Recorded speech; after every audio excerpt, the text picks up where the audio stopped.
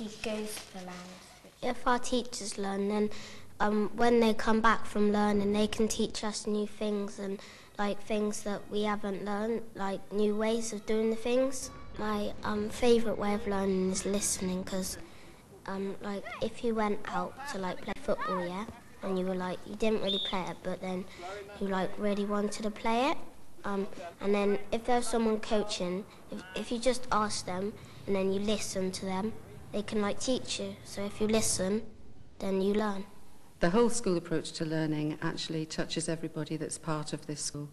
It's important from when they start in the nursery to actually talk to them about their learning, about trying to find the most successful ways that children learn, and to actually communicate with parents about what we know about their children's learning, but also to incorporate what they know about their children's learning so that learning is successful throughout the school.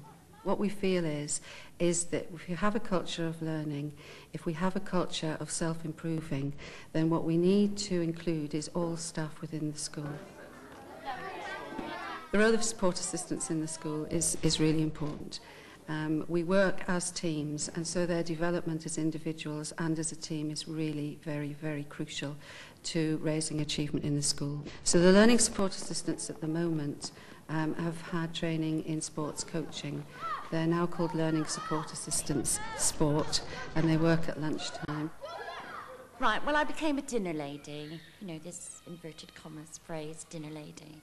And then it was very much the norm that dinner ladies sort of stood in a corner and were yapping about the kids and the washing, anything except what the children were doing, really. I could see that there was a gap. Something was missing that we could be doing for these children. Instead of this awful free-for-all, 200 kids chasing one football and you getting it in the face, and, you know, we could do something else with these children.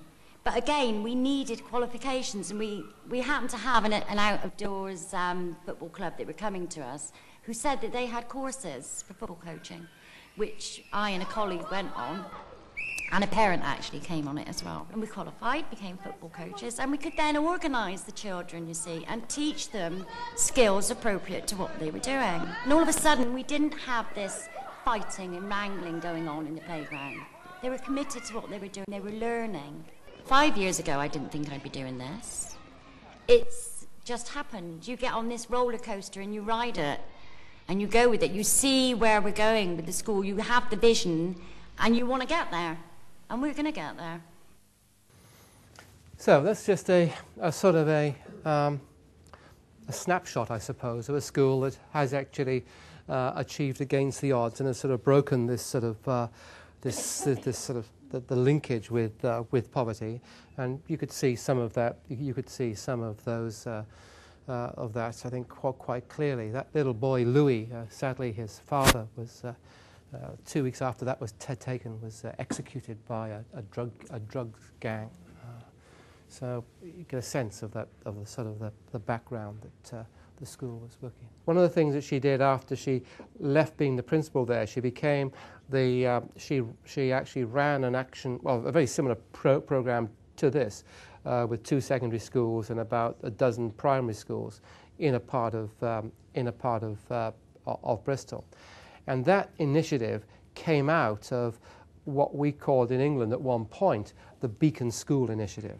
Schools which have actually have achieved some sort of status in, you know, act as beacon schools, right, to other schools in the area. And that may sound like a good idea, but in line with the sort of discussion we were having this morning, it didn't work terribly well because these schools didn't know really how to partner. They would basically come and say, "We are brilliant, you know, come and look how good we are," you know, instead of actually trying. And that created a lot of tension, and, you know, it never really had the impact. Rather than saying, "Come on, let us develop a practice together," you know, which was the modality that Trish was trying to do there.